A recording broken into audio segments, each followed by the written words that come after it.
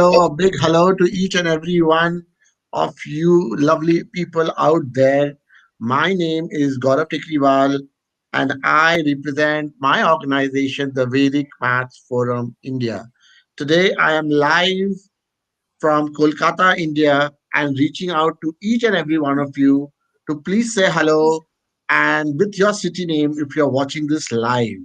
So, a big shout out to everybody from Facebook, Twitter, Instagram, and even YouTube if you're watching.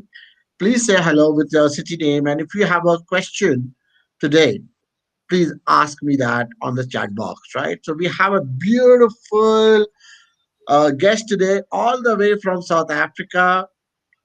We have Mrs.Neshni Naidoo from South Africa. She is the director of Vedic Maths Forum South Africa. And it's a pleasure to have you, ma'am. Welcome on the show. Hi, Gaurav. Thank you. And it's such a pleasure to be here today. I'm quite excited about today's live session. Absolutely. So the topic of the day today, folks, is emergence of Vedic maths in South Africa. So that is the topic of discussion today. It's of course taking Vedic maths is taking off in India, the United States, the Middle East, and how can South Africa be left behind? So I've been there in South Africa since 2009, 2010. That was the time when I first got introduced to the problems and the challenges in South Africa regarding maths education. So we're going to get there into a bit, but before that, I would like to say again a warm welcome to each and everybody out there.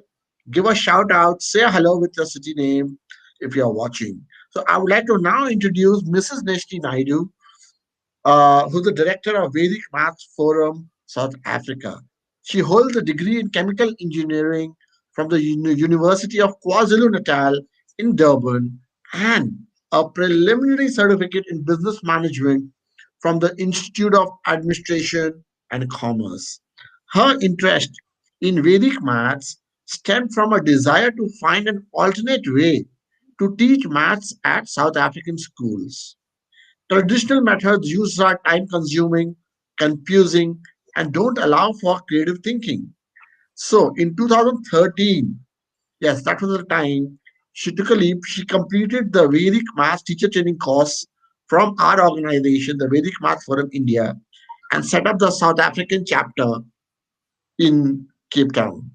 With Vedic Maths, the vision is to create a love for maths, eliminate the fear associated with maths, and develop a new generation of mathematicians and scientists who will make South Africa proud. So, warm welcome to you again, ma'am. Pleasure to have you. And so, please tell us something about yourself. How did it all begin?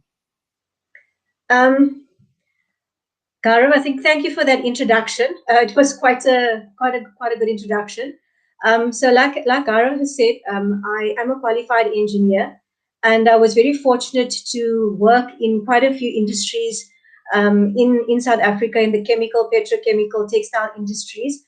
And I think my love for education or interest in education began when I was involved in a project through one of our local tertiary institutions.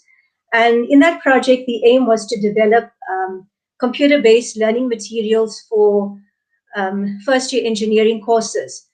Um, so I loved what I did, but in 2004, my husband and I made a decision, and I left work before my first child was born. Um, but I wasn't content to just be at home. And I worked a lot in my spiritual organization. And through that, I became again involved in education. And it made me realize that this is where my passion is. This is my calling to teach.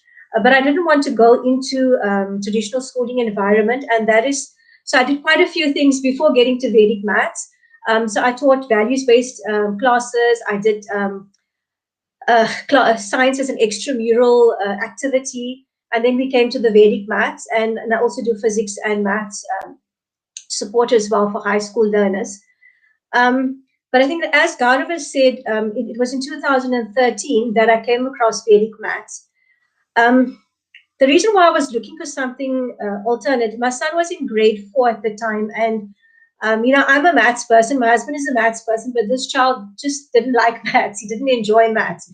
And I was trying to find something different and a more creative way of getting him to enjoy maths. And I think it was a Google search, but I came across Vedic maths, and I think it was an introductory session with Gaurav, and then I think it was a no-brainer. I just decided I'm going to do this Vedic maths course, um, and I was really blown away. For me, I felt that this was something every child should know. Vedic maths is something that every child should learn. It's an important set of tools that we have that we need.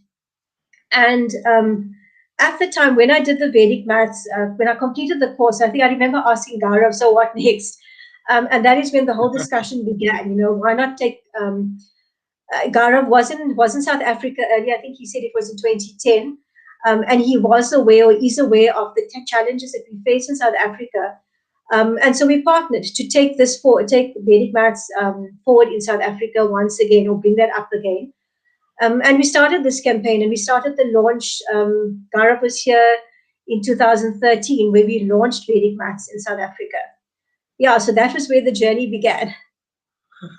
Oh, lovely. So I have some blast from the past for the journey. So you took it up to the complete new level. This is some images from the past where we launched it together in Cape Town, and had some great time there, and you know it was fun to be there and see you promoting Vedic maths later on was a dream come true. So you organized the speed math challenge, which we're going to talk about in a moment, and enthusiastic crowds were there, and you did your expo, and you took it to the whole new level. So that's amazing. That's amazing. So which brings me to the next question. So tell us something about the South African education system, and the challenges you faced, and why do you think math suffered the most? Look, there are many challenges that we face within the South African education system, and a lot of it is the legacy of the apartheid regime. And some of these challenges is the lack of infrastructure, resources, qualified educators in our schools, and it's especially so in the poorer and the rural communities. A lot has been done since 94 to bring things up and to change this, but we've still got a long way to go. Um, and there's been a lot of changes also within the curriculum, the South African curriculum that we have at schools. Um, so I think, and the other thing that I've noticed, this coupled with the lower pass rates, because what happened is the pass rates were lowered at school, to either 30 or 40%. And this has either resulted in a lot of students dropping out of school, or they leave school unprepared to join the workforce, or they struggle once they get to tertiary institutions. Um, and I think, like I mentioned, resources is a big issue, especially in the poorer communities. There's no access to internet, there's no access to computers, or there's little access to that. Um, the teacher qualifications and the teacher training is also an issue. Hmm. So that means that I think, especially with maths, just to come back, I think you asked me about maths. Maths learning starts at a very young age. It starts even before the child enters school. With the parents introducing them to simple maths concepts, and so it has to start at that level. And then obviously, once the child enters the school, we start building on their knowledge and on their understanding. So if that foundation is not strong, if the child doesn't have that strong foundation or receive that strong foundation between grade R and grade 3, they're going to struggle later on, and that just gets compounded. If we have teachers that don't love maths, because I've seen that, or teachers have told me maths is not my thing, and you find that teachers are forced to teach math when they're not comfortable with teaching maths. That also creates a negative perception of math to the students.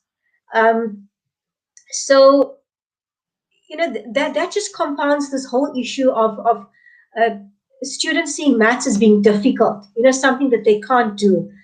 Um, and I think I've recently looked at the TIMS study that was done, and it showed that 63% of grade 5 learners and 59% of grade 9 learners, they lack the basic math skills. So everything stems from that foundation.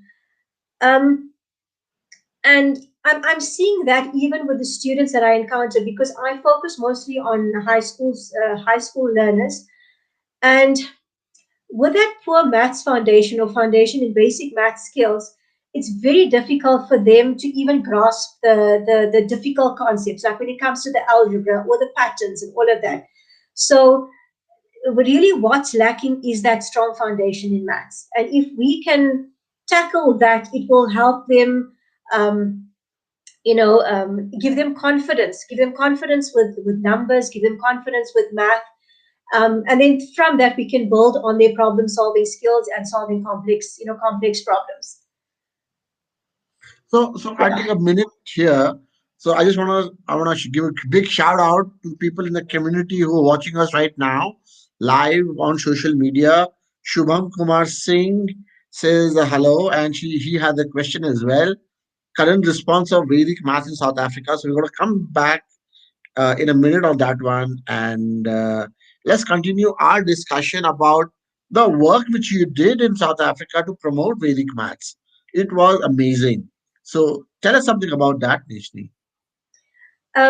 When Gaurav was here in 2013, we organized a launch, and in that launch, we visited quite a number of schools in Cape Town, where we did workshops on Vedic maths, and and there were also workshops within the community that was held in the following year. So based on the response that we got, I think um, the interesting or what was actually quite interesting for me was that light that went on in the students' eyes. As soon as for them, it was almost magical. I know we don't like to use that term. I mean, we talk about the magic of Vedic maths, and Gaurav always says there's no tricks involved. But I think for the students to see this, where I can do this, and for them it was a thing about, I can do this sum. It seems complicated, but I can do it. Um, and then for me, that was quite important. It sort of motivated me to continue what I was doing.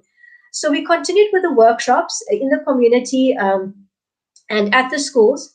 And then what was, after discussions with various schools in the Athlone area, that's in Cape Town, we initiated the Speed Maths Challenge, which we ran over 2 years.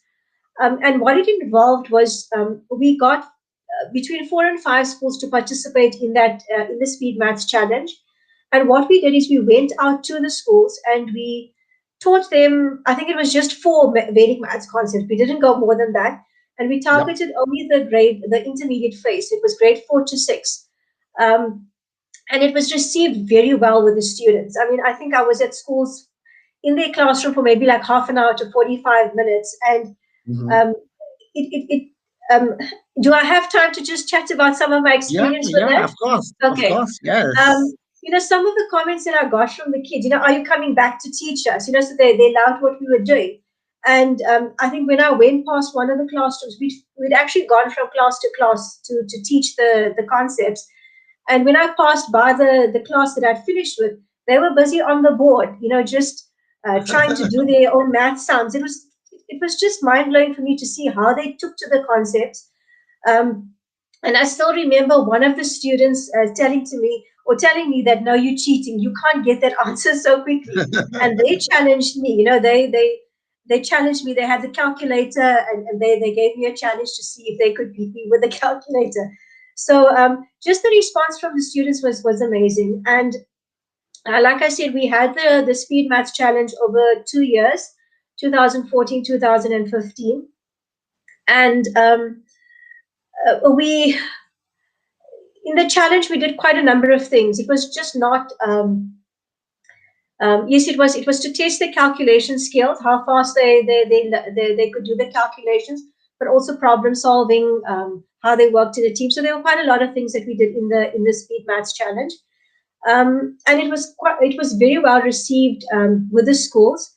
So following on from the Vedic Maths Challenge, at two of the schools, we introduced the math club, and there was an after-school program, just to continue the interest or the awareness of Vedic maths. And that is where we continued with that. And we did have a few students or some students that continued and did the Vedic maths with us online. I was also very fortunate and very privileged to do a maths workshop with teachers at one of the schools that we visited. So again, it was to continue the Vedic maths program at the schools. And I was invited at the Cape Teaching and Learning Institute also to do a workshop on Vedic maths with a number of teachers there as well. So the interest has been there. I think it slowed down a little, but it's picked up again. Yeah. So you faced a lot of challenges, and going to schools and convincing the principals and the board of education, and so that are some of the challenges you faced, which you mentioned. So, what do you think about the scope of Vedic maths now in South Africa? What are your thoughts about that? Um, yes, you asked me a question about the challenges, and I just see on the chat someone asked the Vedic maths not in the syllabus, and that Right. was actually one of the biggest challenges that we faced, because in the intermediate phase, there's a lot of emphasis placed on calculation before I think there's a lot of other topics, but initially there's a lot of emphasis on the calculation. And I think parents were a bit skeptical about Vedic maths because they felt that it's going to confuse the learner, um, because it's different from what they taught at school. And that is a valid point. Um, Okay, that I'll come back to that now, but that was the one challenge, and I think the other second challenge that we faced is because we were offering lessons online at that point in time in 2013. Online was still very new to South Africa. It was still an unknown, and there was a lot of skepticism about online learning, which I think now that has changed. Um, but to come back to Vedic maths not being in the syllabus. Um, for me personally, yes, it's not in the syllabus, but it builds the capacity of the learner. It equips them with tools. And um, you only actually see that impact that it has, or the impact it can have later on in the child's schooling career once they get to the next phase, the Mhm. senior phase of their learning. Because what happens is they learn a lot of methods at school, and there's these long, drawn out methods that they learn to do calculations, but nowhere along the way um, is there that transition from doing the long methods to the mental methods. And now, when they get to grade 7, 8, 9, they don't have to show those steps, but they cannot switch over and do it mentally. And what happens is they become very reliant on the calculator. Oh my And God. I know there is this, I've heard, why do I need to learn mental maths? Why do I need to learn speed maths if I can use the calculator? And again, it is a valid point, but True. um, I've noticed with the learners who are still sitting with long calculations, they really, really struggle in grade 7, or from grade 7 onwards, um, because they rely on the calculator. Either they do the long methods and it slows them down quite a lot, or they rely on the calculator and they cannot tell if they've made a mistake. There's no way that they can see Ah, if I've made a calculation error. They don't know. And it's very easy to make a mistake on the calculator if you've left out a bracket, or if you've put in, even though it's the scientific calculator, you can make a mistake. So they don't know if they've made a mistake. And um, it's also very difficult for them to recognize patterns. I mean, we haven't spoken about why Vedic maths is important. true. I just want to chat about it as well. Um, Look, I did Vedic maths when I was older, so for me, Yeah. even though I liked maths or I enjoyed maths previously, what Vedic maths did for me is that it not only improved my maths muscle, if I want to call it that, but it also makes it easier to spot patterns. It makes you think creatively with math. It's not just there's only one way to solve a problem.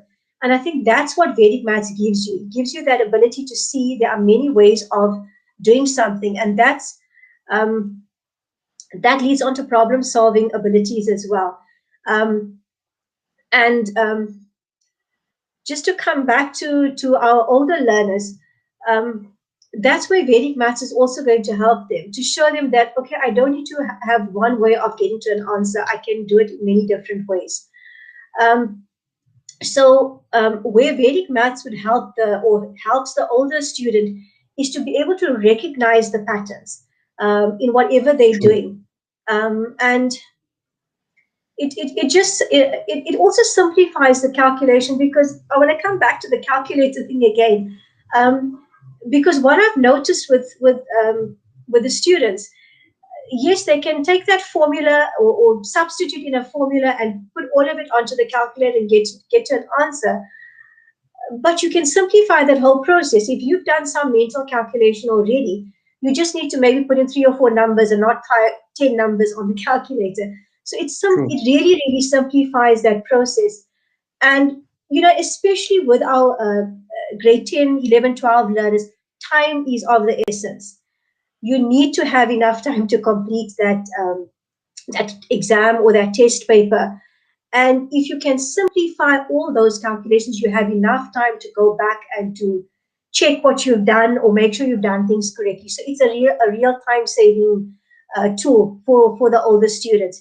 But like I said, you have to start um, from grade 4 onwards, because once you get to grade 7, the students are a little bit resistant to change. They've set in their ways of doing things and they don't want to change. So it would True. really True. benefit them to start at grade 4 and build those tools and build their capacity in mental maths. No, absolutely, absolutely. Because I studied the grade 7 curriculum under the CAPS network in South Africa. I was writing a book about it. And the degree of difficulty is very, very steep. From grade 6 to grade 7, there's a big leap that Yes, the child needs to take. And if he has a backing of mental math techniques or Vedic math techniques, it really helps them in that journey, the transition from grade 6 to grade 7. So yes. that's what I think. So did you see? It's been a year now that we are the world is encountering the COVID virus, and there was a big shutdown in India, and also I think across the world. So how was the transition period in COVID? Uh, Tell us something about that. Did you see traction? How was the COVID experience? Um, I think, well, last year it was a bit of, I mean, it was a shock for everyone. And when schools closed, I think it took a long time for parents and for teachers to find their feet. I think with the private schools, they sort of responded much quicker, or some schools responded much quicker, and they were able to um, get things in place to support the learners.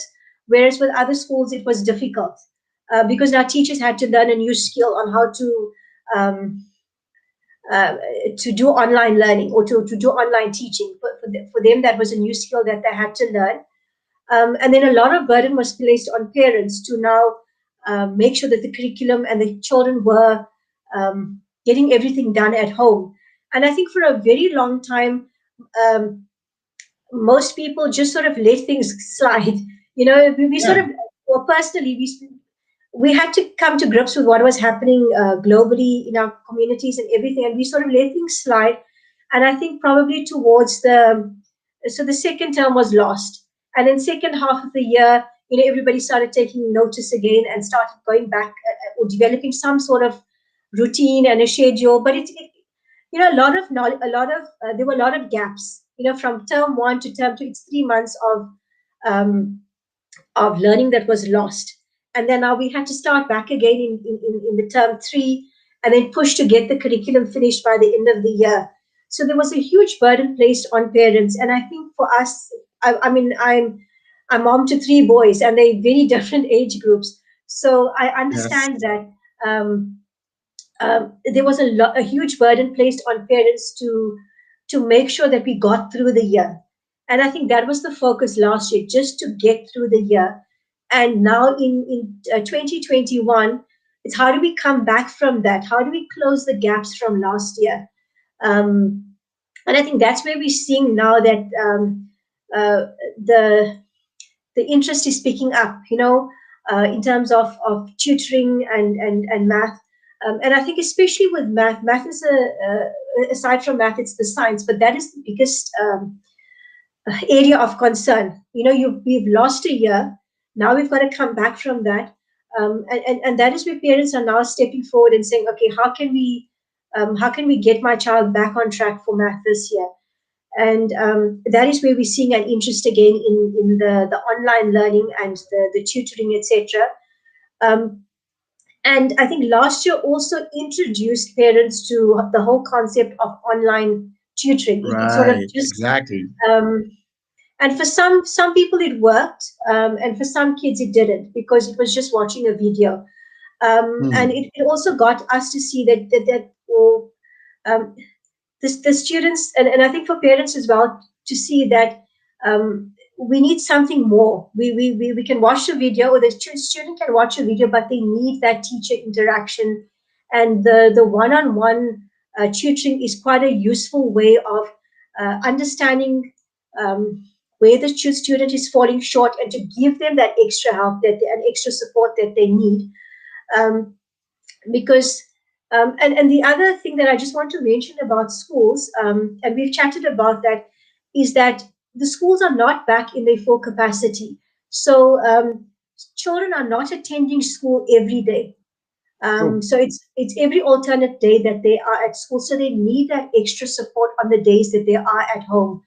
And what I'm seeing is that either parents are not there at home on those alternate days to Hmm. support the students, or parents are there but they cannot support, and especially with maths, and especially with the higher grades. At some stage, you can't help your child with those topics. So there is that drive towards that extra support from for their students, for their kids, and then also the online tutoring is also seeing an increase, or people are more interested. And I think in South Africa, in the last few months, we've just seen a huge increase in the number of online um, supporters, online training providers, or tutoring services in South Africa. It's just been a huge growth in that.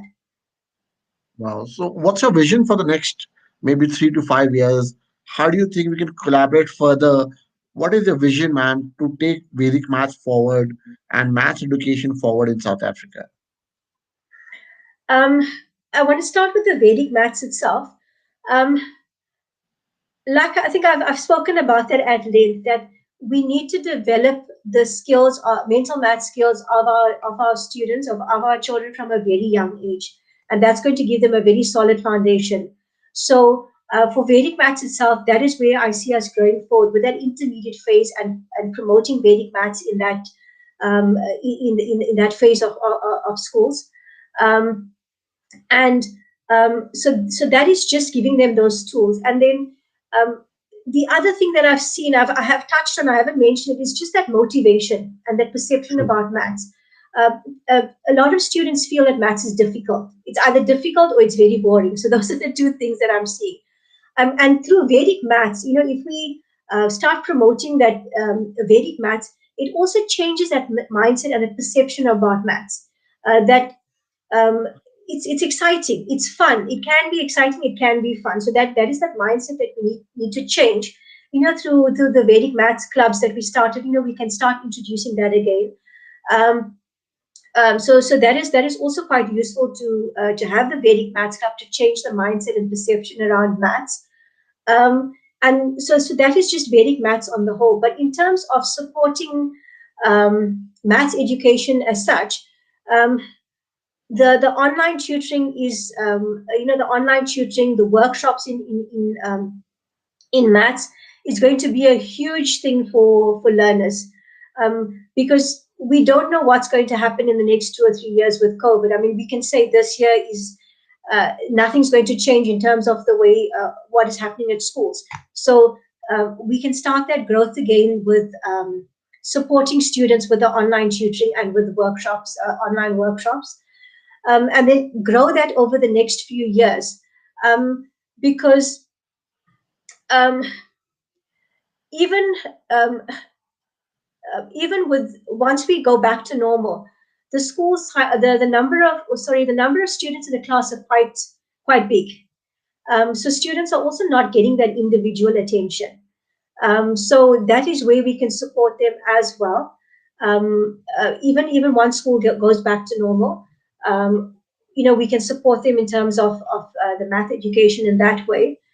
And then also reach out to the poorer communities, because I think that is where 80% of our population is. If we can reach those rural communities with the online platform, I think that will see a huge jump in shift in math education in South Africa.